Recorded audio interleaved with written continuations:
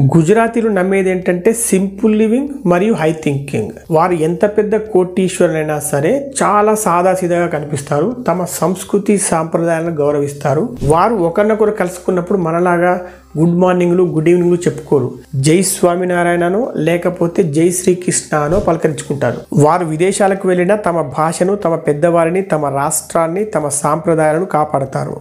పండగ రోజు చేసే గర్భాను మర్చిపోరు. మనం ఇంగ్లీష్ మాట్లాడే వారి ముందు తెలుగు మాట్లాడాలంటే షేమ్గా ఫీల్ అవుతాం. కానీ వారు అందరి ముందు గుజరాతీ భాషను ఎటువంటి జంకు లేకుండా మాట్లాడతారు. ఇక వీరికి ఈగో అనేది అస్సలు ఉండదు. తమతో పాటు తమ కుటుంబ సభ్యులు, తమ వద్ద పనిచేసే ఉద్యోగులు ఏదైనా టూర్కి వెళ్ళినప్పుడు వారు ఇద్దరిని సమానంగా గౌరవిస్తారు మరియు సమానంగా చూస్తారు. గుజరాతీలు తమ పోటీదారుల్ని కూడా గౌరవిస్తారు. ఎవరైనా తమ పోటీదారుల గురించి అడిగినప్పుడు వారి మంచి విషయాలు చెప్తారే తప్ప వారికి చెడు జరిగేటట్లు మాట్లాడరు. అవసరమైతే తమ పోటీదారులు పడే కష్టాన్ని అభినందిస్తారు కూడా. వీరిది మొదటి నుండి సాత్విక స్వభావం కావడం వలన వీరు మాంసాహారాన్ని, మద్యపానాన్ని ముట్టరు.